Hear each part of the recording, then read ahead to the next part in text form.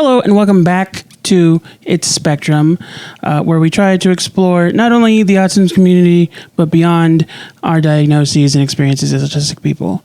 Today we have a great guest, Mikaela Kozolczyk. How's it going? You are, I've been looking, at the stuff you sent me. You're, I don't know if this is the right word, multifaceted artist. Yeah. And I think we've briefly talked about you are into horticulture. Yeah, that's been my most recent thing since moving back with my mom and being like pretty burnt out. That's what I started to get super into. But yeah, I'm glad you had a chance to look at everything. I'm into, when I was in school, I was doing a lot of fiber arts and ceramics. That's what I had like the most access to. And then when I got out of school, I was working in ceramics for a while. And then I was doing some like bio art type stuff with my roommates for a while. And I expect to get back into that at some point. And then bio art is like, it's hard to explain, but specifically what I was doing was I was messing with like SCOBY, which is the stuff that makes kombucha. You can make like vegan leather out of it. We're messing with like a lot of like bioplastics, like a cornstarch plastics. There's a lot of like, what's it called? There's a lot of like people's like own published like research and recipes out there. So it's really fun to get into and a lot easier than you would think. So before we get into all that, I did want to ask, like, you were considered self-diagnosed, right? Yeah. So technically, my mom is the one with the diagnosis. Right. And then I've been trying really, really hard to get a diagnosis. I've come up against a lot of resistance from medical professionals. Right. Can I ask what your sort of like personal journey with autism has been? Yeah, so so it started really with ADHD. Right. My youngest sister, I'm the oldest of 5. My youngest sister is the only one of us who is going to public school for her entire academic career, or she will be. I was homeschooled up until high school, so during that like time when a person would normally get diagnosed, I didn't, have any like chance of intervention. And like I already said, like my mom is diagnosed with ASD and then also ADHD. So we lived in kind of like an atmosphere of like her being like, well, like my kids have to be perfectly normal because I'm perfectly normal because like I do all of the things that they do. And so therefore like nothing's going on. So I got put on meds when I was in college, and then I think around the same time, I can't remember if it was before or after, my youngest sister got diagnosed with ADHD. So then the whole family was like, oh, we should start looking into that. And so we did, and I was super, like, I like fully like took that on and accepted that. I had a much harder time with accepting autism personally.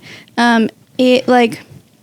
My mom went in for her ADHD diagnosis and came out with an ASD diagnosis. And I was like, what? Like, I think they got mixed up. Like, that can't be the case because, like, I know what autism looks like. And, like, I don't have, like, just very, like, uninformed, like, miseducated. And then I slowly started to face a lot of that denial and came to accept that it's very, very true for me. So I've had a couple of therapists that I've tried to approach the diagnosis with. They all, I think they see me as very functional. I don't experience my life as like very functional. Like I don't feel very functional. Like I feel like I'm very much struggling. Like I know that I'm high masking and I know that like my ASD would likely be level 1. So like I don't have very high support needs as far as I know right now. But I think if I were able to, like I would definitely take on a lot of support if I could. So yeah, that basically like opened up a whole new world for me when I started to embrace that.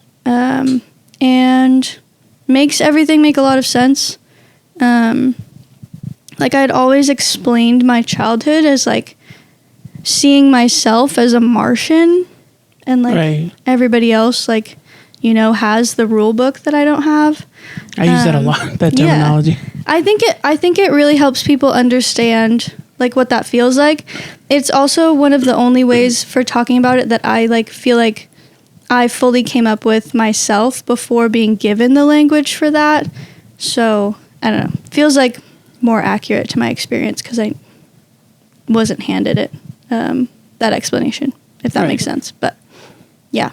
Yeah, do you see that like common? I was a particular case where I was diagnosed when I was still like adolescent, but I think even my case is considered late diagnosis because it was around like 13 or 14. Yeah. And it can be like a struggle. My personal thing is like trying to prove that it is like a valid, like, no, I've been professionally diagnosed.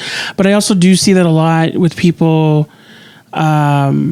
nowadays with like late diagnosis, where there's a huge push for I'm trying to find the right word, reapproach to how they look at the DSM and interpret it and incorporate it. And I feel like one thing I have faced, even though I am professionally diagnosed, is when I've moved a lot in the last couple of years, and when I have to make a new doctor, or not make a new doctor, meet a new doctor, they're always resistant to me saying, like, I'm not saying this. The professional that diagnosed me is saying this. You're like, I have passed that goalpost. Like, you shouldn't be giving me any pushback. Yeah, I get that. So I do see that where like in those processes, I do see a lot of people still holding on to like high and low functioning terminology and like trying to push towards Asperger's instead of official diagnosis of autism. And it's like, what's frustrating to me is like, they can do that if they want. I mean, they shouldn't, but it's like, it doesn't change that it is just autism. Like it's all the same thing, even if it manifests in different sects differently. Like, ultimately, it's my own personal like theory and opinion that it's like, we all start from the same point. Just some of us are able to reach certain goalposts despite being autistic, not because we're not autistic. Yeah, I agree. I mean, I have a lot of thoughts about that. Yeah. I personally think that diagnosis is valid for diagnosis' sake, because I got a lot of pushback. I've had multiple therapists tell me it would be impossible for me to get a diagnosis. I've been on a waiting list for over a year and then called to check my place on the waiting list. They told me they didn't take my insurance anymore. And then like I switched insurances, and my last therapist told me it would be impossible to get the diagnosis.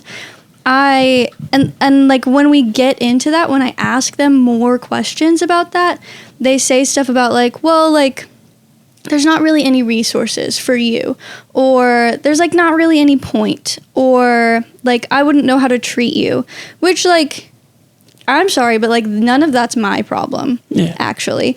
Diagnosis is valid for diagnosis' sake, and like who's to say like in 10 years there wouldn't be something that I would want to try, and like getting the diagnosis now is like super helpful for that.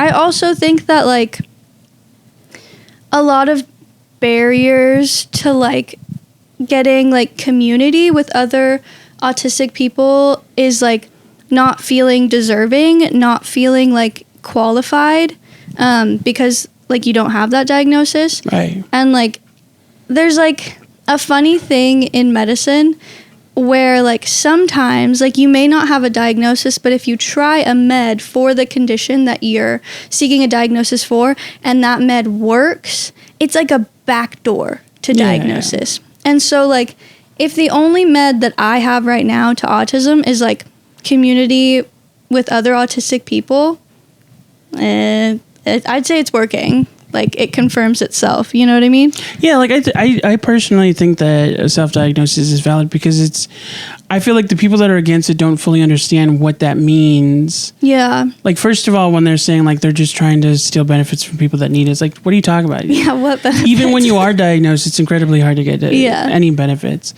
But secondly, it's like, how I interpret what constitutes self-diagnosis is like someone is not just reading like what autism is, but they are looking into like the experiences that are described by other autistic people, how the criteria is explained in different like formats by different doctors, and heavily identifying with what's being described to them. Yeah. It's like you can't be a hypochondriac about every single thing. At some point, it's like, no, that you might be autistic. Yeah, like maybe just by random chance or by being correct about it. Yeah. Especially like, I feel like there's still so much that we can learn from studying children with autism, but I feel like in recent years, they finally started like actually looking at the adults. Yeah. I mean, that's leading to a lot more understanding, I feel like. I mean, studying children served society in a way. Yeah. Does studying adults serve society like it does for our well-being and our, ability to know ourselves? But like, if schooling was meant to like give everybody skills to go work in a factory and you get diagnosed after your factory training, like, I don't know. I'm just trying to say there's no like tin hat societal advantage to being interested in that. I think that's part of the problem. But I also I was listening. I was going to say reading. I was listening to Temple Grandin book, Visual Thinking, and she talks a lot about some of that. And it's very interesting. I haven't read much from her. I was super into her like the year that I got diagnosed, because it was also the year that movie came out about her. To be honest, I haven't read much of it, but her stuff is interesting. I do like the sort of like correlation that she has between specifically her work on autism and advocacy, and like how it applies to her professional work as like I forget what you'd call doctor of husbandry. Yes.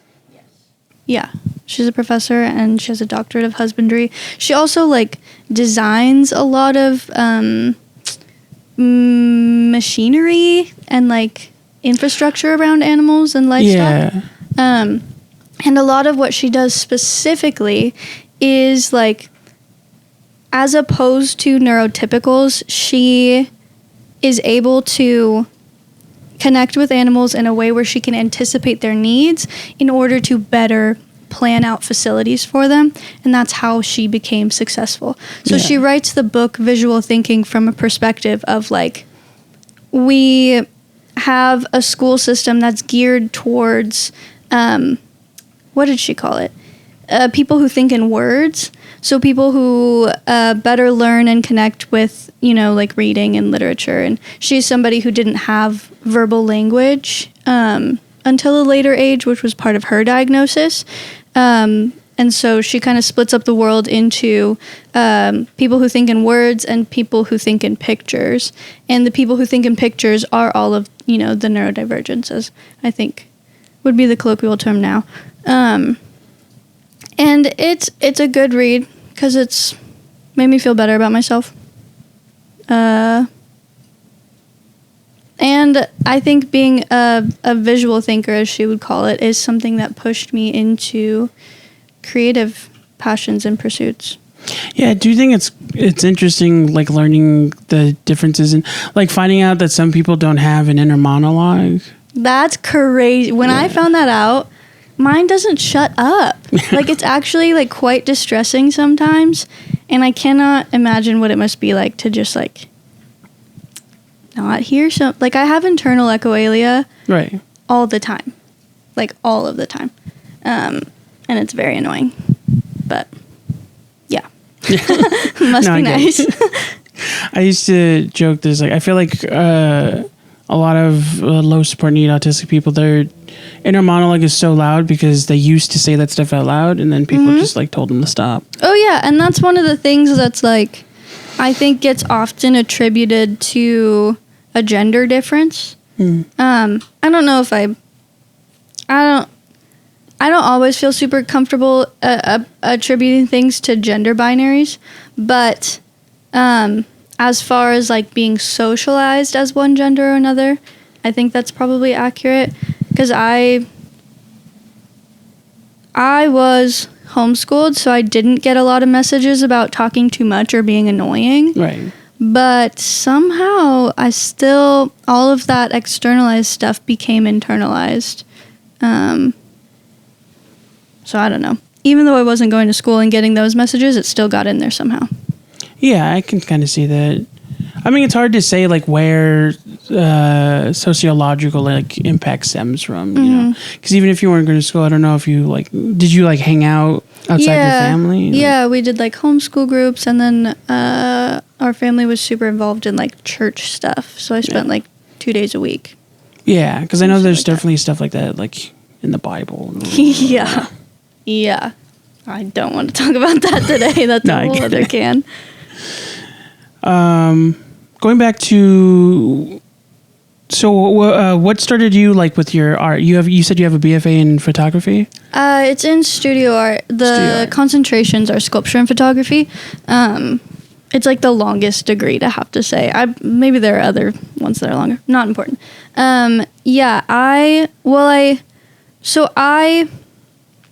My transition from homeschooling to high school was really hard because I attributed all of it to having been homeschooled, and then now I know that a lot of that was probably also autism.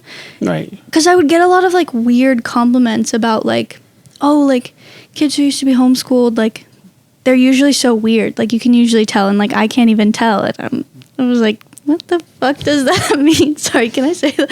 Yeah. Okay. I lost my train of thought. But I struggled a lot because I struggle a lot with communication. I think I would probably count as hyperverbal. And I also really need like very direct communication, very clear directions. Like I have to ask a lot of questions. Right. Like there's like a lot that I have to do before I feel prepared to start, you know, like a project or something like that. So I struggled with a lot of that in school. And I had this weird like self-talk where I wouldn't like allow myself to get too into art. Like I don't know where I got the message, but I felt like it was like the easy way out for struggling with stuff like English and math, like the basics. Like I didn't know, but I have a math-based disability. Right. It's called dyscalculia. So like I really, really struggled, had a lot of self-esteem issues when it came to math. I also like my education was a little bit neglected in that area too. So it just was like, when I was in high school, I was like, there's no chance I'm getting into any field that has to do with math, even though I really liked biology. And so I was like, okay, like I better put all of my energy into like a language or like English. And then that also wasn't like feeding anything. So I was worried. I think I was worried that like if I got into art, I would like it too much and then I would never find a career and like I would not be a well-rounded person, which like, I'm not saying like I avoided any of that, but like I don't know where that message came from or why I was so afraid to get into it, but I was for a really long time. So it wasn't until like my senior year of high school that I finally took a ceramics class and then was like, I want to do this forever. And then I started taking some more classes in college. I went to community college after high school, and like could not figure out what I wanted to do, like was still kind of resisting like majoring in art and trying to figure that out.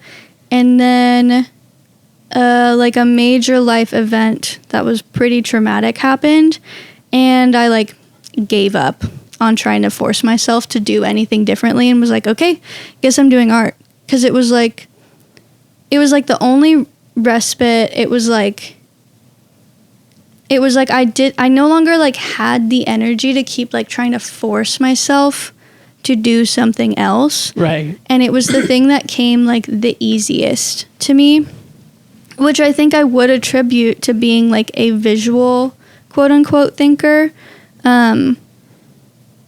which I should probably explain that concept a little bit more. It's basically that, like, I think you could probably attribute it to, like, bottom up and, like, top down processing modes. It's like bottom up processing. Like, it's like big picture thinking. It's like multi-subject engagement with, like, a given problem. Right. So, yeah, when I started doing that, it was like, I still may not be able to get a job out of college, but at least, like, I don't hate what I'm doing right now. And, like, I have something else to, like, focus on that kind of, like, feeds me a little bit. So that's how I started doing it. I also, like, got a lot of validation when I was in college that I was, like, kind of good at it. So that was really helpful because I've never gotten that in, like, any other subjects. And maybe I shouldn't need that as much, but I get it. It helps. Yeah, I do definitely identify with the feeling of, like, it's not just when you think you're good at something, it's like, now there's proof. Yeah. I definitely get that. Yeah. And then how does that go into... So when we talk about you being into horticulture, is that part of... Is that more of, like, a personal passion, or is that something, like, you're trying to... So I understand the question now. I think I qualify that as art. Because I think there's more to art than, like, your chosen material or your chosen, like, end point for whatever you're making. I think it encapsulates a lot of that, like, bottom-up processing, and, like, it shows off a lot of, like, multidisciplinary thinking all rolled into one. Because, like, in some of the in like my BFA show, like, I wasn't just working on, like, making things that, like, looked cool and, like, making a collection of things to, like, show off my skills. I was making, like, a self-contained narrative and, like, a time capsule almost. Like, I was trying to I don't know. I was just, like, the way that I arrived at those conclusions is the same way that I'm, like, thinking through, like, what I do in my mom's backyard. Right. And, like, the way that those systems rely on each other and, like, interact with each other. So, like, the way that, like, it also is, like, a passion project because I am very much, like, deep in burnout. Like, post-college, like, post-living with roommates, like, I crashed and burned really bad, really quickly.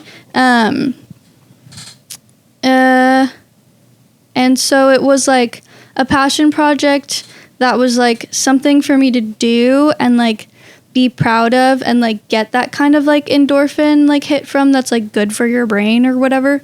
While also it being, like, something with, like, the least resistance, and also something to, like, keep my brain, like, active and, like, fresh, like, the way that I think about, like, being creative and, like, artwork and, like, creating like a capsule of something. So, like, sometimes it's hard to think about because I know that, like, I don't have a gallery waiting for me to be done with pieces at the end of it, but I think that it's still artwork because I'm still trying to communicate something through the body of work that comes out of my garden. Right. And I'm dealing with, like, multiple different areas of horticulture. Can I ask, like, for some examples? Like, what are you growing? Yeah. A special interest of mine is butterflies, specifically. So I started out wanting to, like, expand my ability to do, like, butterfly farming, specifically monarchs. So, like, there are, like, migratory monarchs. They come around the same time every year. And, like, obviously, like, we've all seen that people are like, you know, plant milkweed to save the monarchs. Right. It's much more complicated than that. obviously.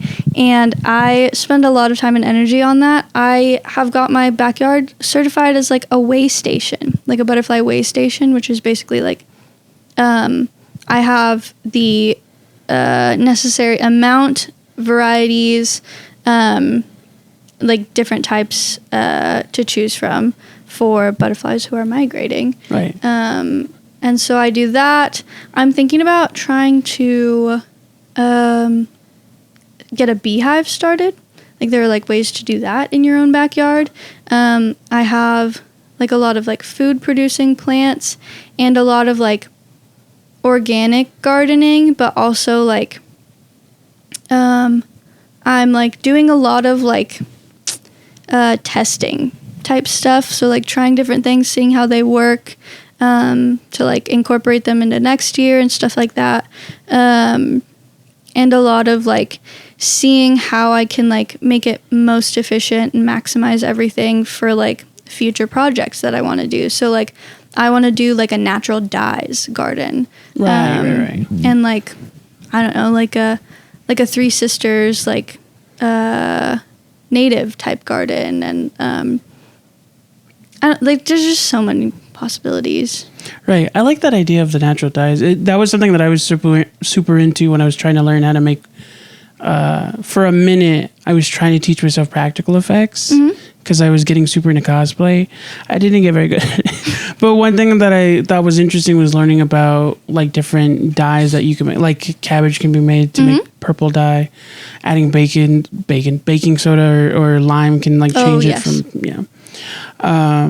so that was pretty fun. You mentioned native. Was it a native? Three garden? Sisters. Three Sisters, native which garden. is it's beans, squash, and sunflowers. So the idea is that like you have a garden system set up where all parts of that garden like benefit from other parts of that garden and like kind of work together. So like the Three Sisters is like probably the most recognizable way that works, where like the bush beans that you plant are nitrogen fixers, so they provide basically like fertilizer to the other plants. Right. The sunflowers grow up really tall, and then the squash can climb up the sunflowers. So they kind of like all benefit from being together. I love that idea. Yeah, I could see how the like you mentioned, like this is like our idea. I could definitely see how sort of like intricate connected garden like that would provide that. Sorry, continue. No, I mean, I just think that like I think that the planning process and like the trial and error process is like so fun and so interesting. So I just feel like there's a possibility that I could like make new like sets of sisters, right? That could work for different purposes. So like that's something that I've been into. And then you mentioned you're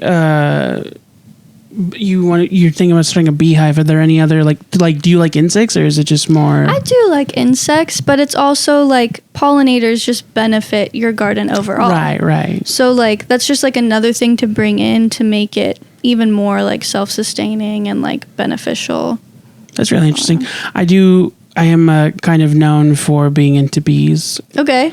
So that was something I thought that was interesting. I love like learning about the different uses because I follow a few like beekeeper TikToks, and it's just like fun learning not only like how to excavate them, but like the most common bee you hear about is the honeybee, and so to learn about different kinds is I was going to say, have you heard about the native kinds? All of the sweat bees that are native to the area? My favorite kind is the green ones.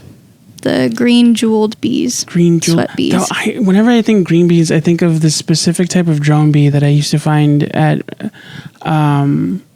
my old elementary school. Had a lot of I'm sure you're familiar, but for anyone who isn't familiar with the concept, when certain hives get overpopulated with males, they get kicked out. Oh, yes. And they form drone colonies. I didn't know that. They would form colonies in their sandbox. And I thought it was so interesting because I was like, it looks like a beehive.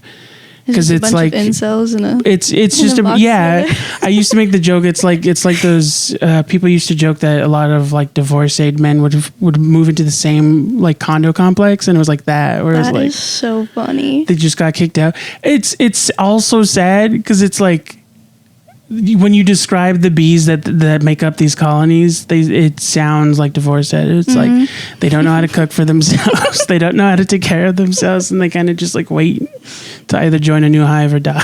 Yeah.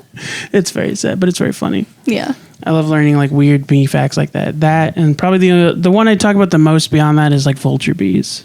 I don't know if you've heard of vulture bees. Not that either.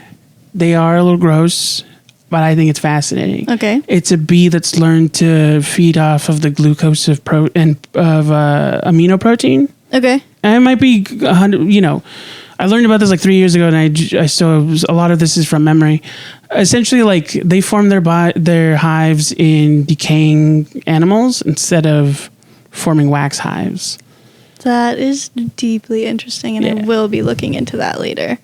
Some allege that they make something called meat nectar, but some think that it's a hoax, so I have no idea if it's real or not.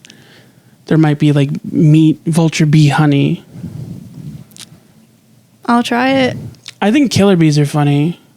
I think that whoever thought to create the terminology to describe how aggressive they were, like the fact that someone thought of killer bee, so someone else, instead of just calling it a killer hornet, called it a murder hornet, I think is hilarious. Yeah. That reminds me of something completely unrelated that I won't share. I'll keep it to myself. Share if you want. There's this TV show from the 2000s on TLC called Billy the Exterminator.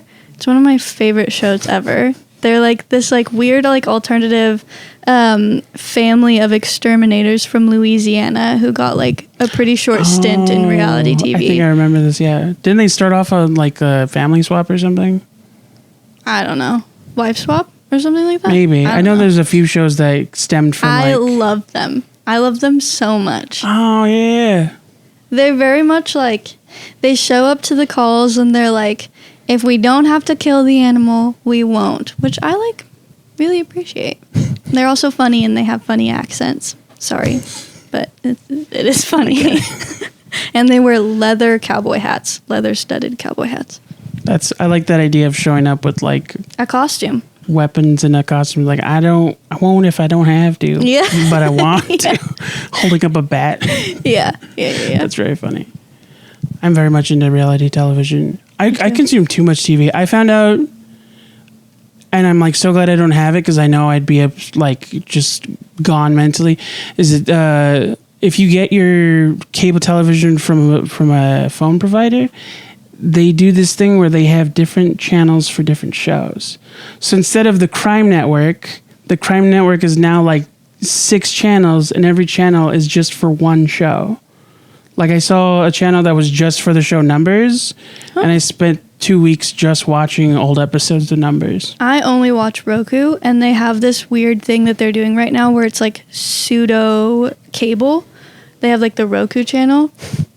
I was sucked into that for like 2 weeks. I was like, oh my gosh, this is like so retro. Like I'm like watching cable. That's so funny. And it was like that, where it was like just like one show like per channel.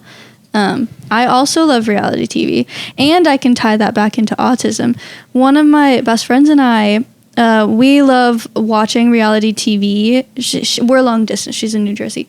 So we'll like watch the same shows and then have like the most like in-depth conversations about it. I'm pretty sure she's on the spectrum as well. And a lot of people talk shit on reality TV. One, because it's seen as like a feminine thing to like be into, and so like anything that women like, fuck that. That's sarcasm. And that should be a t-shirt. That's sarcasm. Oh, yeah. Like just sell it to autistic people. Like, anything that women like, fuck that. No, don't make that one. The other thing about reality TV is that a lot of people think that it's trashy. I don't actually like don't super understand why people feel that way. Maybe it's because it's like also like kind of seen as like gossip in a way, which I think is good actually. Like a lot of people think that gossip is a really bad thing. I think it's really good for the same reason I think reality TV is good, which is that it like watching it like helps you like think about your own situations and your own issues and like kind of make sense of the world. So I think that it would make a lot of sense if there were other AFAB autistic people out there, especially, who were like super into reality TV, because it like there's like some sense of like comfort in like a study almost that you can do when you're watching reality TV, and like you can kind of contextualize things that you've experienced and like process them I kind of get that. I definitely think that there's sometimes where I identify with people on reality TV. I do enjoy reality TV. I do feel like a lot of what I was going to say contrarianism, but I don't think that's the right word. Sometimes I think of like big words that just sound like the word I mean. And it's like, that's a very good word. It's the wrong word. Yeah. I do think that what people have conflictive feelings about with reality TV is like when it's forced or when it's like overly invasive or like hyper. I feel like you can tell when something's hyper produced. It's mostly all produced, but like not to make it a thing. I know it's an autism show, but Love on the Spectrum. Oh, well, yes, somebody should verbally pick that apart. A lot of people have also been like bringing up the American sequel, and it's like, I get that they did better, but they still did the same show. What's the American? Oh, the Love on the Spectrum sequel. Yes. Yeah, they did just Love on the Spectrum USA. Yeah. I heard that the guy, the gentleman, I forget his actual name, of the UK series has his own spin-off show now. Interesting. The funny thing is, like, I've seen the trailer for it, and he's so like sassy and more personable. They like let him show more of his personality, and I do think that's better. There's a bunch of people who were on those shows who I now follow as like content creators in their own right, who did not get fair edits whatsoever. So I do understand those criticisms of like reality TV is exploitative and like not always honest. Yeah, I more mean that like I still think it's like legitimate as like a thing to be interested to for like sociology related reasons. I feel like a lot of reality shows are always good like their first 2 seasons, and then it's like the studio figures out what people like and they try to force it. They get overproduced a little bit. I don't remember if you were the one that mentioned Love is Blind. Yeah, I was watching that today. The more the show goes on, the more it struggles because it feels like they're looking for people that are easy to hate. Yes, I think that's true. I also think it's too straight. True. I think they tried to play with it a little bit the last couple of seasons. They had like bigger contestants, but they never let them talk. And they had like different varying like... Yeah. It is still, especially with this current season 7, there are still some really compelling and like interesting case studies into like, I don't know, like the differences in like how binary genders are socialized. Yeah. Like there's one couple who's struggling with like the man like can't cook for himself, and she's like really irritated and like has to figure out if she's entitled to be irritated about that. Yeah. Which I think is interesting. I do too. I do think that guys should know how to cook at least a little bit. He can't boil pasta is like how bad it is. Yeah, that's crazy. I think like that a lot, or my whole thought, because I used to know guys that were like that. It's like, if you can't at the very least out of the sake of survival, then that's just dumb. Yes. Yeah. It's just telling of what you expect out of a partner. I will say, like, I know it's one of the bigger ones that at this point it's been going on forever. I wouldn't say that I like Keeping Up with the Kardashians. I do have a favorite though, which is Kourtney.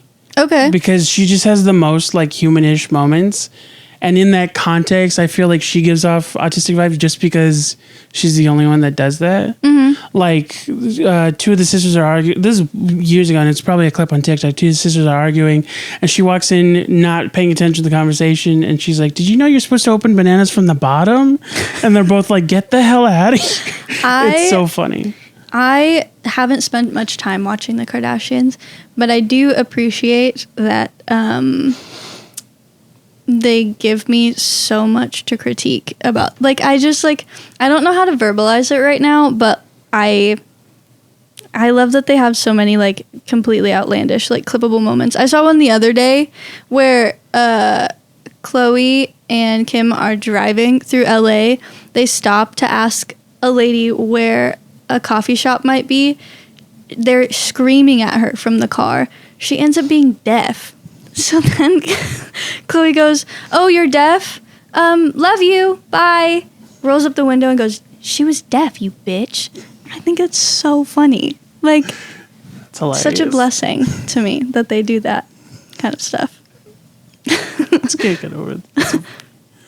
Yeah.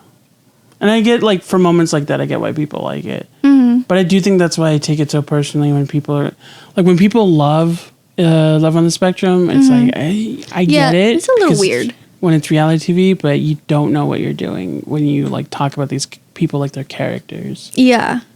Yeah. I don't know. I haven't been able to I watched one season of Love on the Spectrum and haven't been able to get back into it because I don't know if I've really processed it or thought through, like, why I feel that way. I just feel icky about it. I don't like it. No, yeah, I totally get that. I'm the same way. Like, when it first came out, it was like the thing people kept telling me about. Mm-hmm. And I was like, I get that you love it so much, and I get that I'm the only autistic person. I know. But, like, that show's not for me. It's for you. Yeah. It's not for autistic people. Maybe that's why I don't like it as much as I thought I would. The second one, the USA one, I've heard good things. I've heard that they tried to be more accommodating, specifically responding to, like, the backlash the first show got. But at the end of the day, it still seems very, it's also like it can't not be a reality show. And maybe that's what I don't like about it, is that it happened to hit so close to home. I just feel like the edits are made to enhance the, like, particularly non-typical aspects of those people. Exactly, yeah. The critique that I usually talk to people about is like, does it make you want to date autistic people? Yeah. Yeah, does it? Or does it specifically give you an adverse to it? You know? One, I forget his name, but this creator on TikTok did the funniest comparison where he was like, okay, watch me take this audio from Love on the Spectrum and put it over a James Bond clip. Mm-hmm. And then it's like Daniel Craig walking into a bar ordering a beer, and it's like, Daniel likes dinosaurs. Yeah, it's a little infantilizing. Yeah. Or a lot infantilizing. And there's a lot of shows that are like that. Like, I hate The Good Doctor. Mm-hmm. It's not a bad... Sorry. No, I know it's not a bad show. But it's like if that dude ever asked me how good he does as an autistic person, it's like, a terrible dude. No offense. I'm a huge fan of everything else you've ever done. But like... Yeah.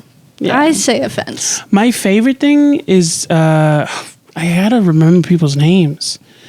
The woman from Everything's Gonna Be Okay was on the show like the last couple seasons. And I think that's, to me personally, I don't think they're trying to do this. I think that's hilarious. Because you have an actually autistic person accurately playing an autistic person in comparison to the star that's supposed to be autistic. And it, to me, is vastly different. Yeah.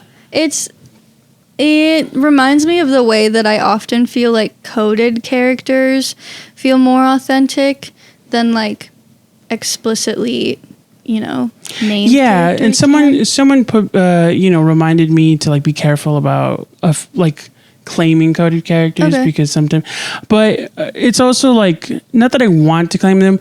It's of my personal opinion and theory that coded characters are usually either the manifestation of someone who doesn't know they're autistic, or it's somebody that's pulling from their personal experiences with people they interact with and just didn't know that person was autistic.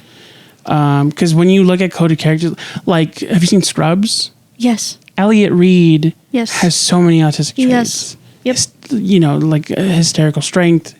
Some of them are a little bit more stereotypical, like, but also like, it's supposed to be a thing where she's a rich white girl and that's why she's like ambiguous and like, not ambiguous, oblivious. But it's like, it's such a specific thing where she doesn't know how to interact with people. The thing with like her hands. We're obviously also just like starving for representation. Yeah. It's a spectrumed disorder, a circle spectrum at that. And we only get one like type of expression of that spectrum. So I think the impulse to claim coded characters is probably coming from just a need for greater representation. I don't think the term on the spectrum makes sense when you actually look at what the spectrum is for. I do understand where it stems from. Like originally when people were discovering autism and understanding it, and it was evolving as a study and as a disorder. Not the disorder itself was evolving, but our understanding of it was evolving. It was a spectrum because so many different people would have common traits, but have different traits in other areas. Mm-hmm. And I feel like the more we gathered that criteria, the more it solidified into what is now the spectrum. Mm-hmm. And that's why I think that the term is no longer valid, because nobody's on the spectrum. The spectrum is a tool for like statistical analysis of the individual with autism. Mm-hmm. The comparison I use a lot, that it's funny because it always makes sense with autistic people, but other people find it hard to follow, is baseball cards. Okay. Like what are your stats? Exactly. Everyone so immediately gets it when they're autistic. It's so funny. Like, I have to, whenever I say that with people, I have to explain, but autistic people are always like, you mean stats, right? I'm like, exactly. It's such a perfect, because it's like every baseball player has stats, mm-hmm. and they're all in the same categories, but everyone scores differently in those categories. But the stats are always on the baseball card. So to get a baseball card, you have to be a baseball player. If you're not a baseball player, you don't have a baseball card. Mm-hmm. And that's why I compare it to autism. It's like, if you're not autistic, you're not on the spectrum. You don't have a score with the spectrum. I say this to people that are like, everyone's a little bit, it's like, no, it's like either you have autism or you don't have autism. Mm-hmm. You know, that's how it works. I'm thinking through trying to apply that to like sexuality as a spectrum as well. Right. I think you're right. I mean, you're talking about like language, like accuracy, like using like specific language. Just because I find when people use terms like everyone's a little autistic or everyone's on the spectrum or like I do that, so that can't be. It's like as unintentional as it might be, it's dismissive. Yes, it's dismissive. Because it's them. No one's ever using it in defense of autism. Every time I hear it, it's somebody trying to deny the experience that they're hearing from someone who claims to be autistic, mm-hmm.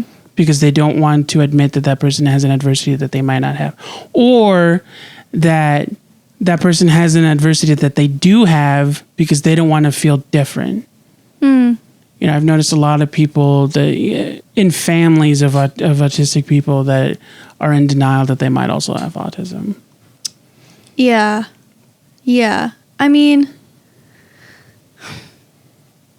I don't know why I'm having trouble thinking through it, but I mean, I think it's probably partially that like, I think a lot of neurotypicals like just aren't interested in like what our experience is, so they're trying to like, you know, end the small talk conversation maybe. Because I think sometimes there are lots of people out there who, if it doesn't apply to them, they like don't understand why it's important. Right. And I think the spectrum does kind of apply to that. I mean, I'm remembering like when I first saw the graphic of like the circular spectrum, I remember being like, oh my gosh, that makes so much more sense. Like, I like that so much better. Because the spectrum also never made sense in my head, like looking at it as a line. Or even like, sometimes I saw it as like I don't know what you would call this, like a speedometer almost. Right. But seeing it as a circle was like really helpful for me in understanding like how there can be so many different experiences of the spectrum. Like that was really important for me to understand, because for a long time I was like, I don't know if I think I'm making it up. Right. I think I'm just trying to be special, and like, I don't know. Once I was able to like see a representation in my head that accommodates all of the different ways of expressing your spectrum, right? Then I was able to also better accept my place on that spectrum. Yeah, and I do think that like as the language starts to evolve, it does become easier to explain to people. Like I remember specific family members struggling with the transition from using high and low functioning terms to high and low support needs. And they're like, but it's still high and low. And it's like, yes, but it's addressing the surface level impact of the individual, not what they're dealing with on the inside. Yeah, I really don't like that terminology. Yeah. It's they would also get hung up on the high and low. Like if you're still using high and low, why do you have to change it? And it's like, because of what it means. I tell people, like, if you're having trouble with high and low, then just use less and more support needs. And that's a little bit more understandable. It's just like high and low functioning, like who sets the standard for what's functioning? That's the thing, and like that's how always been, often like, does that change? It's arbitrary and comparative. It's like, and it's also like, it's not, for me, high and low functioning were terms that were introduced, but not for our understanding, but for everyone else's understanding. You know, when you look at the real history behind the use of those terms and like the use of terms like Asperger's and what those doctors were really saying was like who can contribute to society as it stands and who is a detriment to society. Right, yeah. And if you really look into the history, I've said it before, it's like that was used to determine who and who would not be sent to certain areas during the 40s. Yeah, eugenics. Yikes. So going back to, you know, what you said, you sort of experienced an extreme burnout, you said right after college. Yeah. Well, because I was doing college, obviously, like all of the coursework and stuff. I also like went to a very religious college and like I am no longer religious and I'm also gay and like all of that was like a lot, I think, on my brain and body and especially my nervous system. I also worked 3 jobs in my last semester while putting on a senior show, which is like a 4th job in and of itself. I think I just pushed myself way too far and was operating in a lot of like panic mode, which I think relates more probably to my ADHD than anything else. But I started to burn out quite bad. I also like I had an autoimmune condition that got a lot worse with every COVID infection I got. So I like burnt out and then became more disabled. I don't know a better way to say that, but like it's the truth. So I quite literally had a period where I had a falling out with my roommates, which I think was partially contributed to by my disabilities. Also by their inability to, you know, see a disabled person as disabled and like still deserving of I don't know, happiness, joy. I ended up like not being able to live with roommates anymore or like pay my own rent. And I very fortunate to like have a home to like move back into. And so that's what I did. I moved back in with my mom. I didn't work for 6 straight months. I like couldn't. Most days like I couldn't feed myself, couldn't bathe, like I had a lot of skill regression. So I'm like kind of slowly gaining some of those skills back. And like by like skills, I mean like everything from like how well I'm able to express myself to like literal like art skills. Like mentally and emotionally was a very, very difficult process. I still sometimes don't know if I'll ever like be who I was before. Like I think that that's probably like a little bit of like an oxymoron. Like that's not quite possible. Like to be like direct about it. But like I don't know if I'll ever return to the same level of like functionality as before. But I like it's a very emotional situation too. Like there's like a lot of like issues I find like with self-esteem and with like being able to like plan for the future. Lots of grief. But part of like my horticulture and gardening thing was to like be able to pivot what I had learned studying art and what I had gotten really good at using, like, I think a lot of like pattern recognition and a lot of like maybe hyperlexia and like autism traits is what I'm saying, into whatever I had right in front of me that was readily available that didn't take too much out of me. Right. And I would encourage anyone going through burnout to see if that helps them in any way, shape, or form. Burnout is really hard because there's no timeline. There's no, like, not a lot of, it feels like no research has been done on it. And so, like, sometimes it's really, really hard to know what to do or even, like, where to start with it. But for me, that was something that kind of helped. Yeah, I do kind of see, like, it does seem like part of it is also what's like referred to as like the unmasking period, where it's like, now that you know where certain things stem from, it's hard to just accept them again because you know what damage they're doing. Yeah, I mean, absolutely. I also experienced like a lot of my comorbidities and a lot of my like autism traits that I had better masked, right, being like much more pronounced and like having less control over them, which was really hard. Yeah.